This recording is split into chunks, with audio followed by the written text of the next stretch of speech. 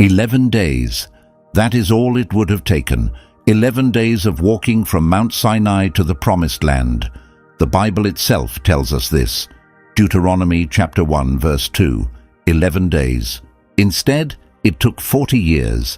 An entire generation, every single man and woman over the age of 20, died in the desert without ever setting foot in the land God had promised them. Their bones were scattered across the sand of the Sinai, from one end of the wilderness to the other. Think about that for a moment. The same God who had just shattered the most powerful empire on earth with 10 supernatural plagues. The same God who had ripped open the Red Sea like a curtain. The same God who was feeding millions of people every morning with bread that fell from the sky. That God looked at his own people and said, "You will not enter. You will wander. You will die out here." Why? This is not a simple Bible story. This is one of the most disturbing, most challenging, and most life-changing chapters in all of Scripture. Because the answer to that question, why 40 years, will force you to look at your own life in a way you may not be ready for. But stay with me, because by the end of this video, you will understand something about God, about yourself, and about the deserts in your own life that you have never understood before. Let us go back to the beginning. The people of Israel had been slaves in Egypt for over 400 years. Not guests, not immigrants, slaves. They made bricks under a merciless sun. Their backs were torn open by the whips of Egyptian taskmasters. And when Pharaoh decided they were growing too numerous, he gave an order that still makes your blood run cold. Throw every newborn Hebrew boy into the Nile.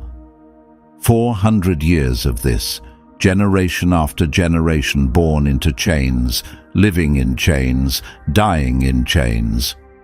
That is not just history. That is the kind of trauma that rewires the way an entire people thinks, feels, and sees the world. Remember that. It will become important very soon. Then God intervened. He raised up Moses, a Hebrew baby who had been hidden in a basket on the Nile, found by Pharaoh's own daughter, raised in the palace, exiled to the desert after killing an Egyptian overseer, and finally called back through a bush that burned without being consumed. God told Moses, "I have seen the suffering of my people. I have heard their cry. I know their pain, and I have come down to deliver them." And deliver them he did. 10 plagues rained down on Egypt, each one more devastating than the last, each one a direct assault on a different Egyptian god. The Nile turned to blood. Darkness swallowed the land for 3 days. And in the final terrible plague, the firstborn of every Egyptian household died in a single night. Pharaoh broke. "Get out," he said. "Take your people and go." And on that night, the night of Passover, millions of Israelites walked out of Egypt. They walked out carrying gold and silver the Egyptians had given them. They walked out under the protection of a God who had just brought the most powerful nation on earth to its knees. But here is the thing nobody talks about. They walked out of Egypt, but Egypt did not walk out of them. Hold on to that phrase. Write it down if you need to. It is the key to everything that happens next.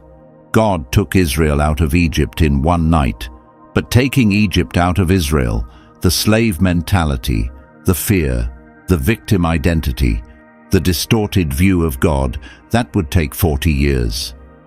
And some of them would never let it go. Within days of leaving Egypt, the first test came. Pharaoh changed his mind and sent his entire army, 600 elite chariots, cavalry, infantry, thundering across the desert after the Israelites. Picture this. The Israelites are camped by the Red Sea. Behind them, the dust cloud of the most feared military force in the ancient world, closing in fast. In front of them, nothing but water. They are trapped. And what did they say? "Was it because there were no graves in Egypt that you brought us out here to die? We told you to leave us alone. "It would have been better to serve the Egyptians than to die in this desert." Did you catch that? They had been free for a matter of days. Days. And already they were saying slavery was better. Already they were rewriting history, as if 400 years of whips and chains and drowned babies were somehow preferable to one moment of uncertainty. This is not ancient history. This is human nature laid bare. We do this too. We romanticize the prisons we know because we are terrified of the freedom we do not. We choose familiar pain over unfamiliar possibility every single time. But God was not finished. Moses lifted his staff. A wind began to blow, a violent east wind that howled through the night. And by morning, the sea had split in two walls of water standing like skyscrapers on either side, and between them, dry ground. An entire nation walked through on foot. Men, women, children, elderly, livestock, all of them, walking on the floor of the sea. When the Egyptian army followed them in, God released the waters. Every chariot, every horse, every soldier, gone. In minutes, the most powerful army on the planet ceased to exist. Israel erupted in celebration. They sang, they danced. Miriam grabbed a tambourine. It was the greatest day in their history. Now here is something most people miss. The Red Sea was not just a rescue. It was a severance. When those waters crashed down on the Egyptian army, they also crashed down on any possibility of return. The road back to Egypt was gone, buried under the sea. God had not just opened a door forward, He had locked the door behind them, forever. And yet, and this is the terrifying part, even with the door locked, even with no physical way to go back, the hearts of the people would spend the next 40 years trying to return to a place that no longer existed. The Pharaoh in the water was dead, but the Pharaoh in their heads was still alive. Here is a principle that will change the way you see your own life. God can change your circumstances in a single night. But changing your mind, changing the way you see yourself, the way you respond to fear, the way you trust, that is a process. And sometimes that process takes a very, very long time. How long did the gratitude from the Red Sea last? 3 days. 3 days after watching God split an ocean for them, the Israelites arrived at a place called Marah. There was water there, but it was bitter, undrinkable. And immediately, they turned on Moses. What are we supposed to drink? No prayer, no, God, you just divided a sea. Surely you can handle this. Nothing, just complaints, just accusations. God responded with grace. He showed Moses a piece of wood to throw into the water, and it became sweet. Crisis solved. Lesson offered. But was the lesson learned? A month and a half later, the grumbling erupted again, this time about food, and the words they used are shocking. If only we had died in Egypt. At least there we sat around pots of meat and ate all the food we wanted. You have brought us into this desert to starve us to death. Listen to what they are doing. They are romanticizing slavery. They are talking about the pots of meat in Egypt as if they had been dining at Pharaoh's table. They were slaves. Slaves do not sit around pots of meat. But the human mind has an incredible ability to rewrite the past when the present is uncomfortable. And here is where it gets personal. How many of us do the same thing? How many of us look back at a toxic relationship, a dead-end job, a destructive habit and think, at least I knew what to expect? How many of us would rather go back to a familiar cage than walk into an unfamiliar freedom? God could have responded with anger. Instead, He responded with bread.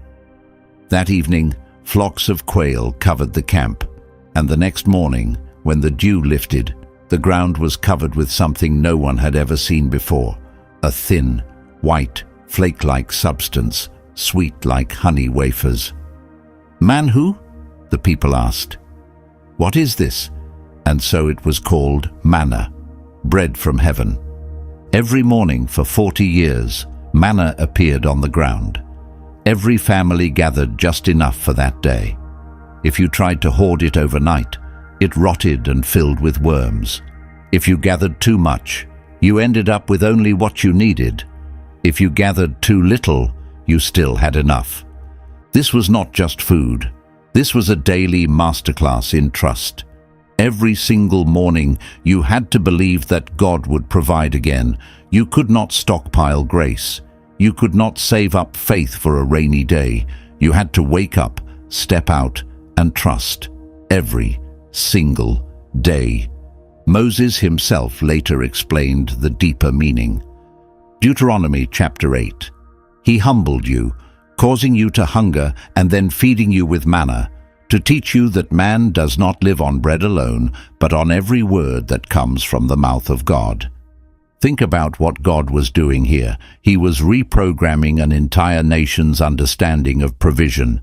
In Egypt, bread came from Pharaoh. You worked for it, you earned it. You depended on a human master for survival. In the desert, bread came from heaven. You did not earn it. You could not earn it. You woke up and it was there. God was systematically dismantling the slave economy in their minds and replacing it with a grace economy. You do not work for my love. You receive it. Every morning. Fresh. And here is something that should stop you in your tracks. When the Israelites tried to stockpile the manna, when they gathered extra and tried to save it overnight, it rotted, it filled with maggots, it stank. But on Friday, when God told them to gather double for the Sabbath, the extra portion stayed perfectly fresh.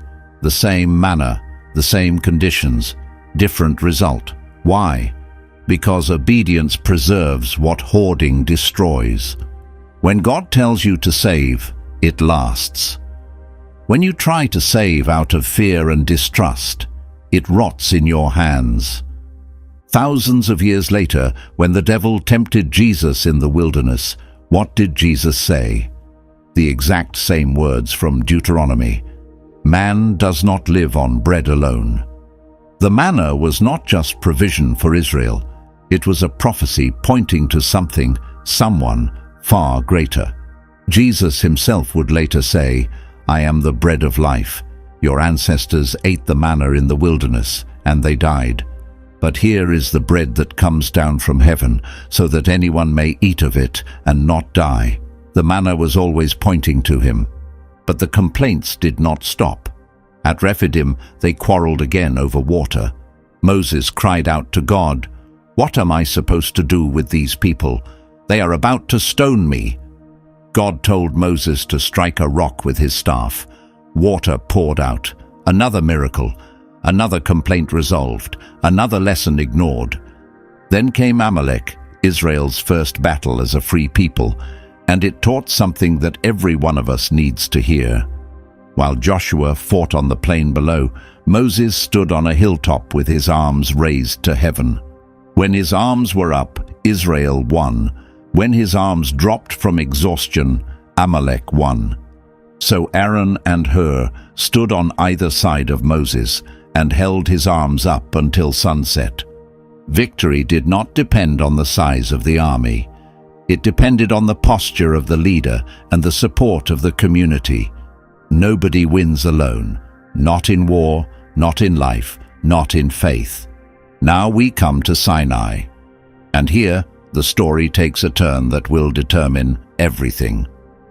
3 months after leaving Egypt, the people arrived at the foot of Mount Sinai. The mountain shook. Smoke poured from its peak like a furnace. Lightning split the sky. A trumpet blast, not from human hands, grew louder and louder until the entire camp was trembling. And God spoke, out loud, to an entire nation. He gave them the 10 Commandments. And notice how he began. Not with a demand, with a reminder. I am the Lord your God, who brought you out of Egypt, out of the land of slavery. First grace, then law. First the rescue, then the response. This is always God's pattern. He does not say, obey me so I will save you. He says, I have already saved you. Now here is how to live." Moses then climbed the mountain to receive the stone tablets and detailed instructions for the tabernacle, the sacred tent where God would physically dwell among his people. He was gone for 40 days. And in those 40 days, everything fell apart. The people went to Aaron, Moses' own brother, the high priest, and said, "Make us gods. This Moses who brought us out of Egypt, who knows what happened to him?" And Aaron, in what might be the most staggering act of leadership failure in the entire Bible, collected their gold earrings and melted them into a golden calf, a statue, an idol. And the people danced around it and declared, "These are your gods, Israel, who brought you out of Egypt." Stop. Just stop and think about what is happening here. These people had seen the 10 plagues with their own eyes. They had walked through the Red Sea on dry ground. They were eating supernatural bread every morning. They were camped at the base of a mountain that was literally shaking and smoking with the presence of God. And in 6 weeks, they melted their jewelry into a cow and worshipped it. This moment shatters one of our most deeply held assumptions, that if people just saw enough evidence, they would believe. If they just witnessed enough miracles, they would be faithful. Evidence does not produce faith. Miracles do not transform hearts. You can watch God split the sea on Monday and build an idol on Tuesday, because the problem was never a lack of evidence. The problem was the condition of the heart. And notice what they did. They did not create a new god. They made a calf, the sacred bull of Egypt, Apis, Hathor, the gods they had grown up with in slavery. When the pressure came, when the waiting got too long, they did not reach for something new. They reached back for something old, something Egyptian, something familiar. This is what makes the golden calf so devastating. It was not just idolatry, it was regression. It was proof that even standing in the shadow of Mount Sinai, with the smoke of God's presence still rising behind them, the pull of Egypt, the pull of the old identity, the old gods, the old way of thinking, was still stronger than the pull of freedom. Have you ever seen this in your own life? You experience a breakthrough. You hear from God clearly. You step into something new. And then, the moment things get uncomfortable or uncertain, you find yourself reaching back for the very thing God delivered you from. The old habit, the old relationship, the old mindset. That is the golden calf. And we all build them. And that is precisely why the desert was necessary. When Moses came down and saw the golden calf, he smashed the stone tablets on the ground. The covenant was shattered before it was even ratified. God called them a stiff-necked people, like a stubborn ox that refuses the yoke. But through the intercession of Moses, God did not destroy them. He forgave. The tablets were rewritten, the covenant was renewed, but the pattern had been established. This people needed more than a miraculous exit from Egypt. They needed a complete internal renovation, and that kind of renovation does not happen in a day, a week, or even a year. Now we arrive at the moment that changed everything, the hinge point, the single event that turned an 11-day trip into a 40-year sentence. 2 years after leaving Egypt, the Israelites arrived at Kadesh Barnea. They were standing at the southern border of the Promised Land. They could see it. The destination was right there. Moses sent 12 scouts, one from each tribe, into Canaan to explore the land. They were gone for 40 days.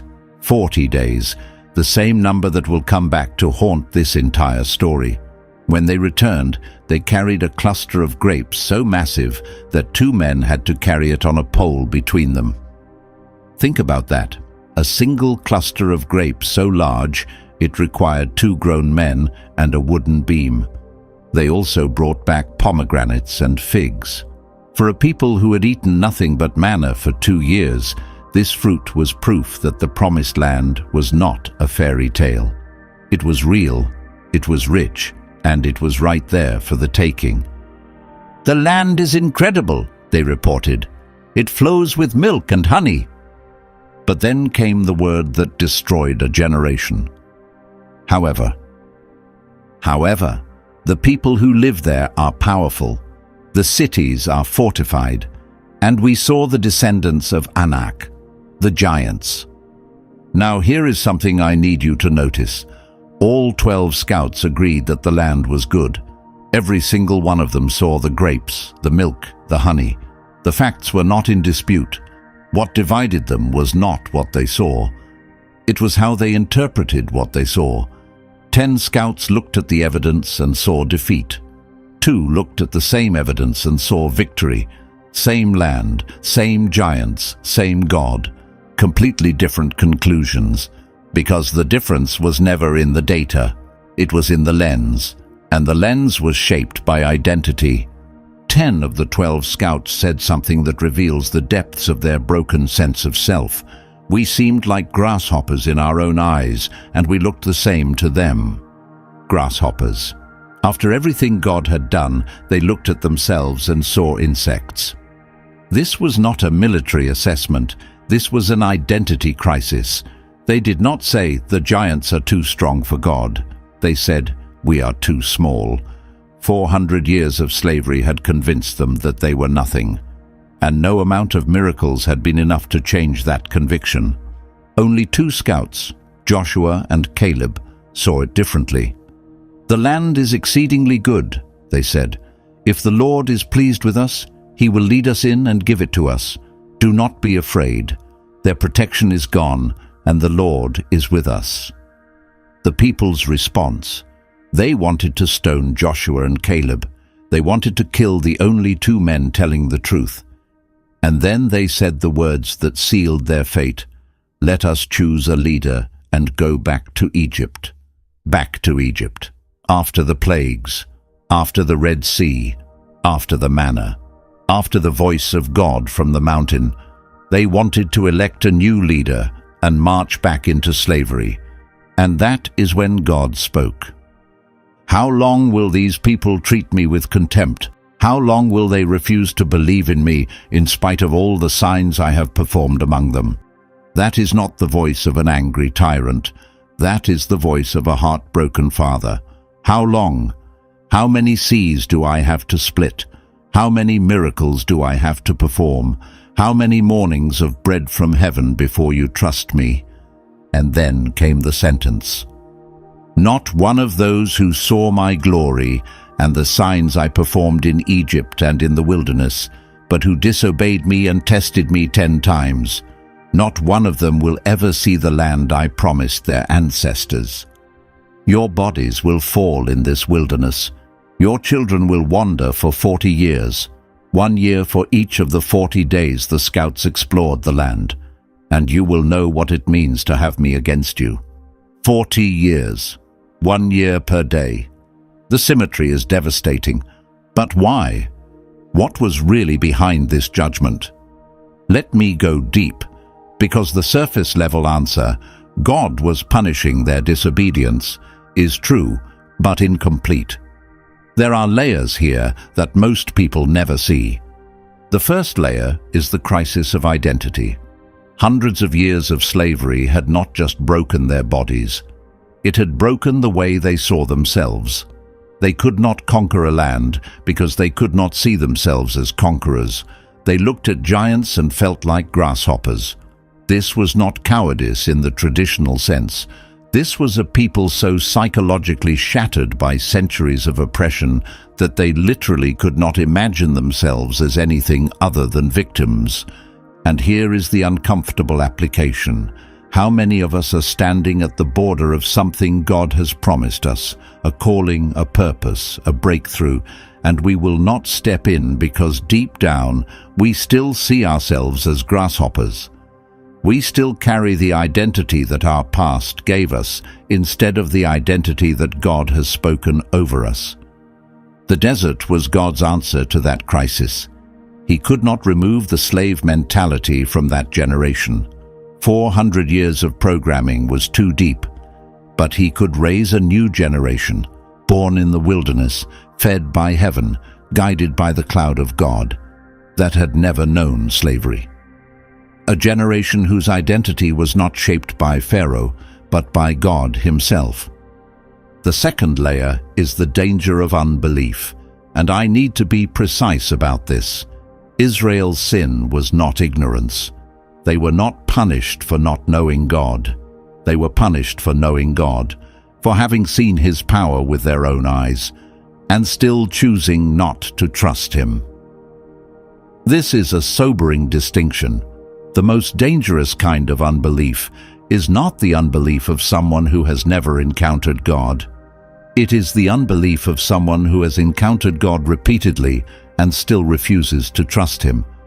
Is there an area of your life where you have seen God come through again and again, and yet you are still gripped by fear, still holding back, still saying, "But what about the giants?" That is the spirit of Kadesh Barnea, and it can cost you your promised land. The third layer is that God was protecting Israel from itself, a nation of former slaves, psychologically broken and spiritually immature, sent into battle against hardened Canaanite warriors. That is not conquest. That is a massacre. They would have panicked at the first resistance. They would have surrendered at the first setback. God did not send them into the desert because he was angry with them. He sent them because he loved them too much to let them destroy themselves. Sometimes the no that feels like rejection is actually protection. Sometimes the delay that feels like punishment is actually preparation.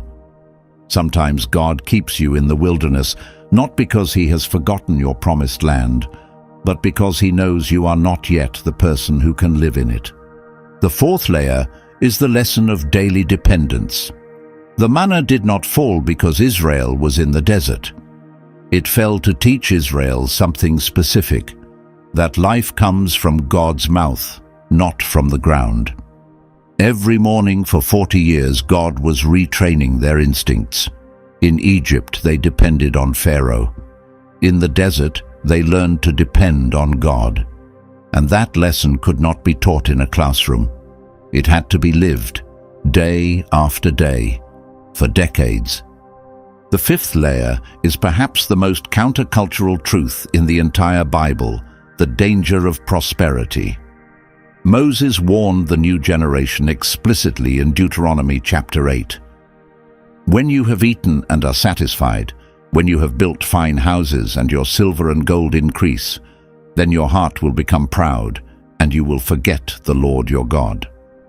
The desert taught Israel that it is easier to seek God when you have nothing than when you have everything. Poverty drives us to our knees. Prosperity lulls us to sleep.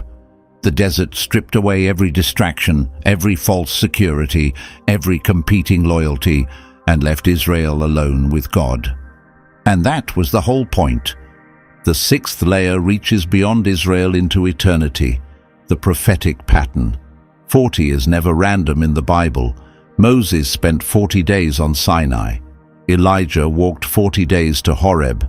Nineveh was given 40 days to repent.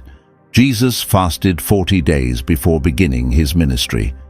The number 40 is always a threshold, a period of testing and transformation that precedes something new. Israel's 40 years in the desert were not just a punishment. They were a prophetic template, a pattern that would repeat itself throughout the story of salvation, pointing toward the ultimate wilderness, the one Jesus would enter to face the same temptations Israel had failed and to succeed where they had fallen. Now let me tell you what actually happened during those 40 years, because it is not what most people assume. Most people picture 40 years of silence, 40 years of nothing, God turning his back and walking away. That could not be further from the truth. The pillar of cloud never left. For 40 years, every single day, a visible manifestation of God's presence hung over the camp. Cloud by day to shield them from the desert sun, fire by night to light the darkness. When the cloud moved, they moved. When it stopped, they stopped. Every day, all they had to do was look up, and there was the proof. God is still here. The manna never stopped. For 40 years, God cooked breakfast for an entire nation. Every morning, without exception, bread appeared on the ground. In a desert where nothing grows, millions of people ate every day. That is not abandonment. That is relentless, stubborn, daily faithfulness. And here is a detail that is almost too extraordinary to believe. Deuteronomy chapter 8, verse 4.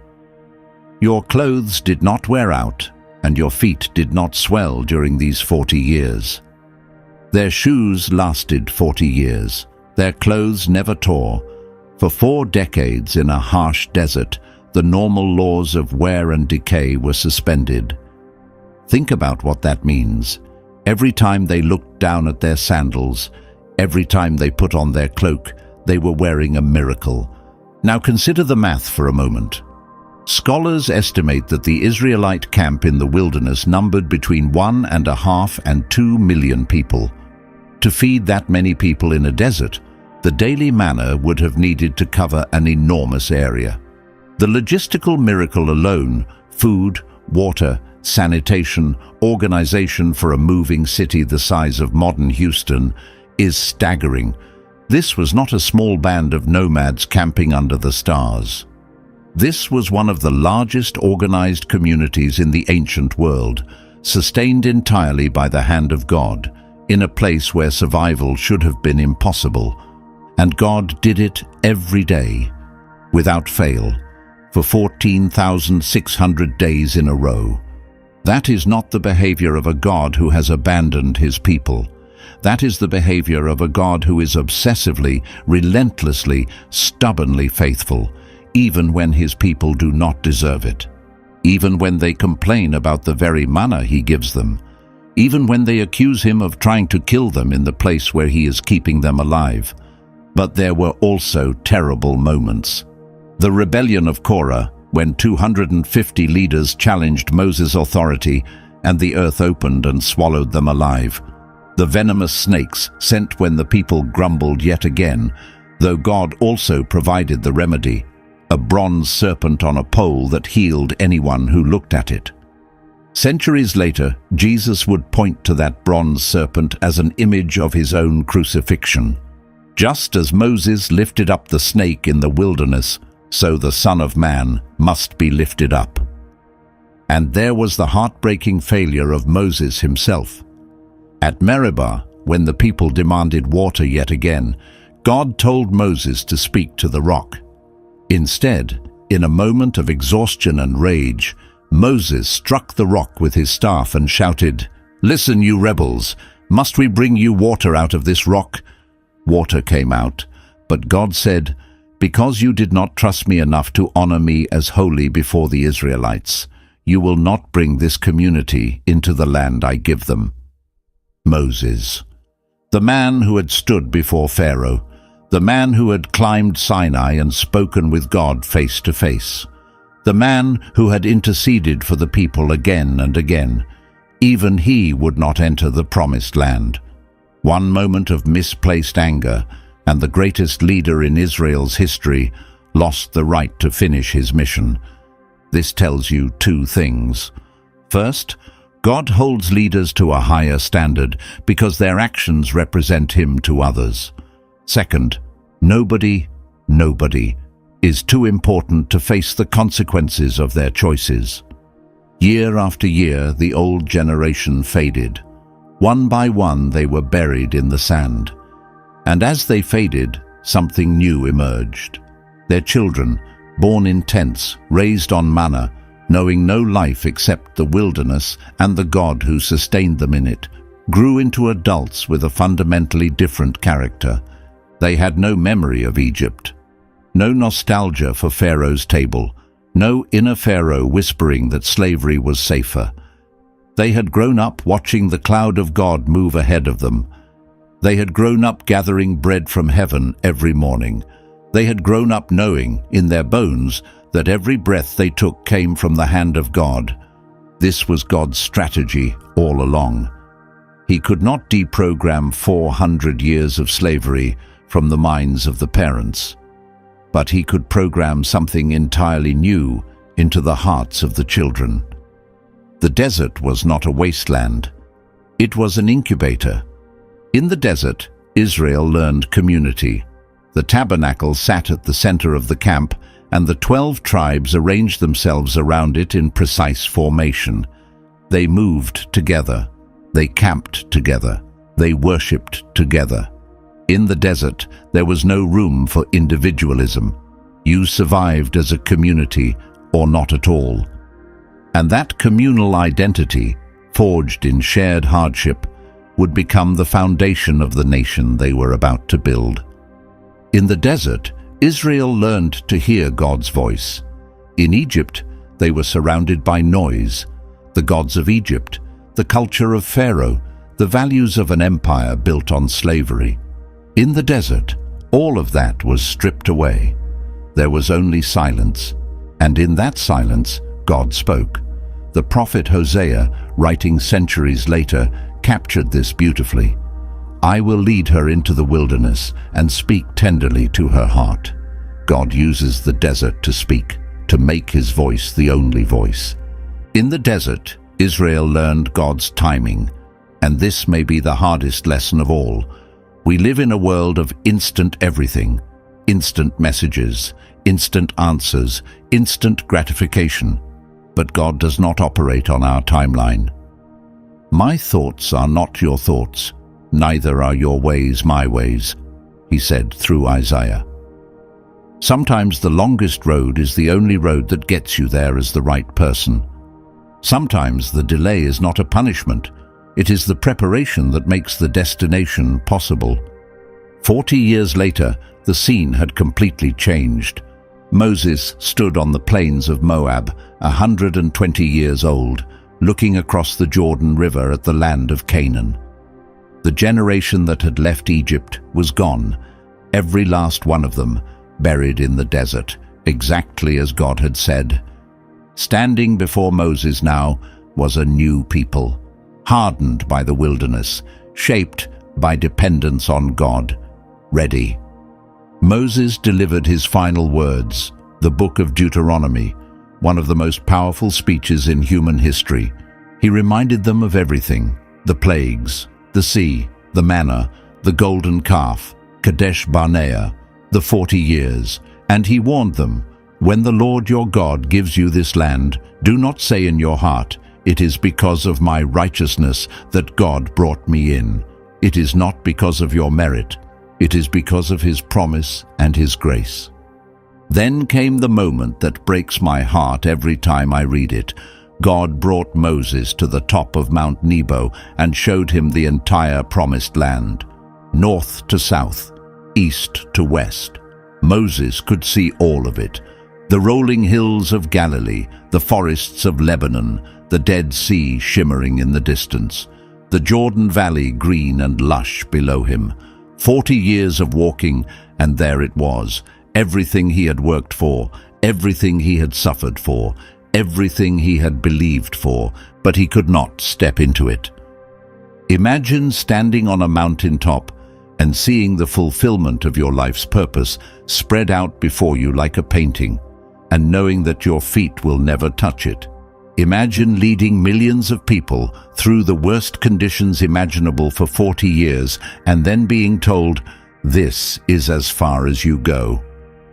The Bible says Moses' eyes were not weak and his strength was not gone. He was not dying of old age or illness. He was as strong as ever. But God said, it is time, and Moses obeyed. One last time, he obeyed.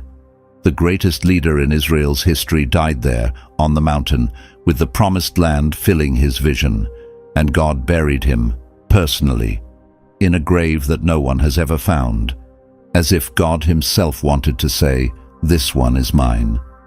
Israel mourned Moses for 30 days, and then it was time to move.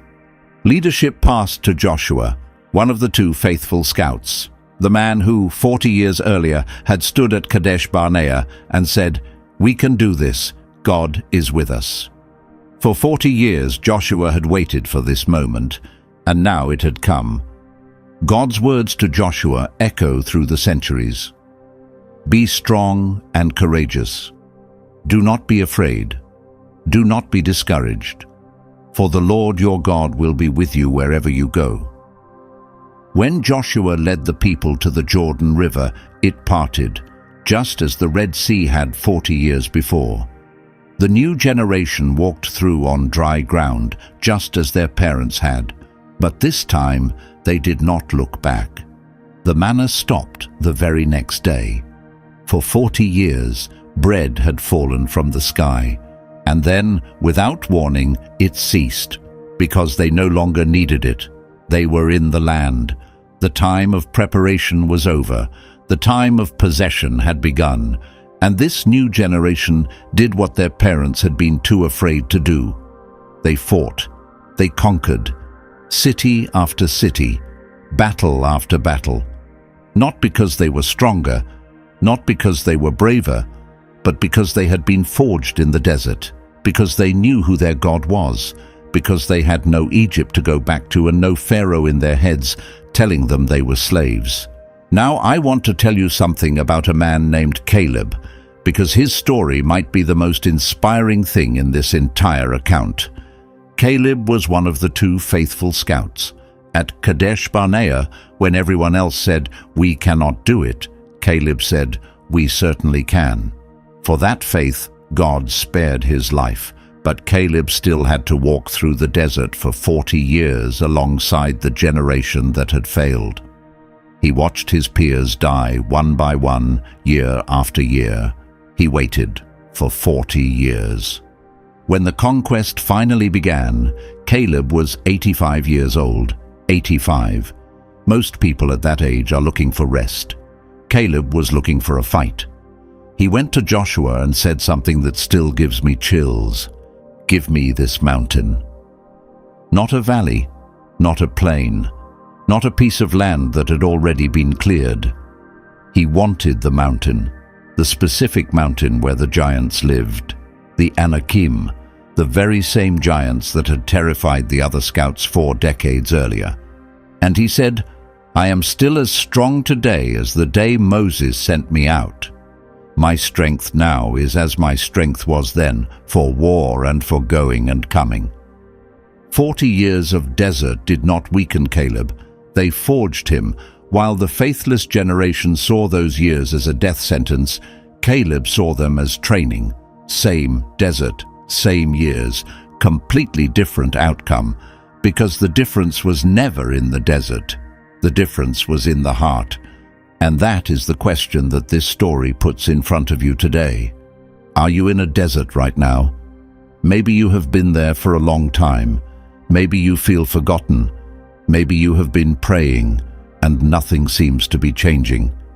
Maybe you look around and see nothing but sand and silence, and you are wondering if God has abandoned you. He has not. Maybe your desert is a season of waiting, waiting for a door to open, waiting for a prayer to be answered, waiting for something to change that has been the same for so long you have stopped believing it ever will. Maybe your desert is a season of loss, the loss of someone you love, the loss of a dream, the loss of the life you thought you would have by now. Maybe your desert is loneliness, or illness, or failure, or that crushing feeling that everyone else has crossed their Jordan while you are still stuck in the sand. I need you to hear this. Every desert has an expiration date. 40 years is the longest desert in the Bible, and even that one ended. The Jordan parted. The manna stopped because it was no longer needed. The land of milk and honey was real, and the people who endured the desert walked into it. Your desert is not forever, but what you do in the desert determines what you carry out of it. Caleb carried strength. The grumblers carried nothing. They did not even make it out alive. The manna is still falling. The cloud is still there. Your shoes are not wearing out. God is not punishing you. He is preparing you. The desert is not your destination. It is your training ground. It is the place where God strips away everything that is not essential so that the only thing left is you and Him. But here is what you must decide. Will you be the first generation or the second? Will you spend your desert years grumbling, looking back, wishing for the pots of meat in Egypt? Or will you be like Caleb, using the waiting to grow stronger, to deepen your trust, to become the person who can walk into the promised land and actually possess it?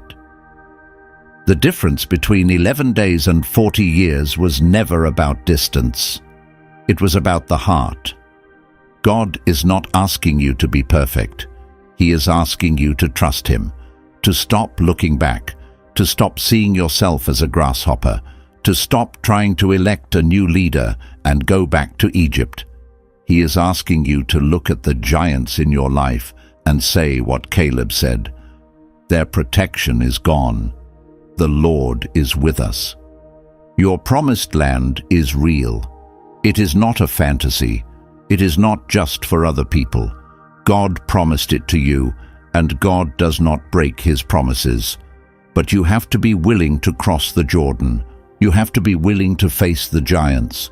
You have to be willing to let the desert do its work in you, because the God who brought you out of your Egypt is the same God who will bring you into your promised land. The God who has been feeding you manna in the wilderness is the same God who has milk and honey waiting on the other side. The God who has been with you in the fire by night is the same God who will fight your battles in the daylight.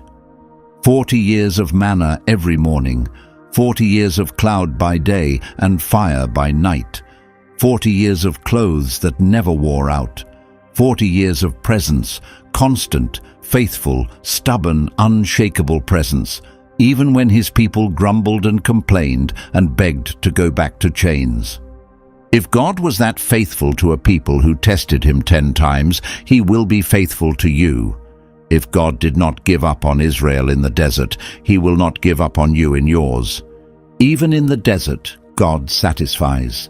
Even in the waiting, God provides. Even in the silence, God speaks. And on the other side of your wilderness, there is a land flowing with milk and honey, with your name on it. Do not die in the desert looking back at Egypt.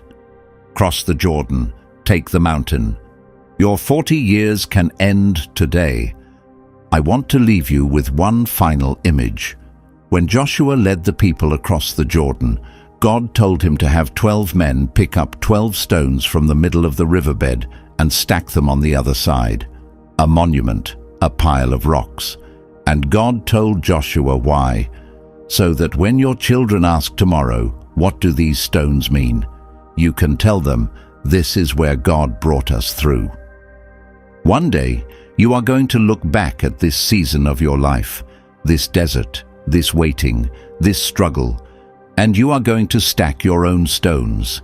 You are going to tell someone, "This is where God sustained me. This is where He fed me when I had nothing. This is where He carried me when I could not walk. This is where I learned to trust Him." Your desert is not the end of your story. It is the chapter that makes everything after it possible. If this video spoke to you, leave a like, subscribe so you do not miss what is coming next, and share this with someone who needs to hear it. Someone who is in their own desert right now and needs to be reminded that God has not forgotten them. May the Lord bless you and keep you. May the Lord make His face shine upon you and be gracious to you. May the Lord turn His face toward you and give you peace. See you in the next video.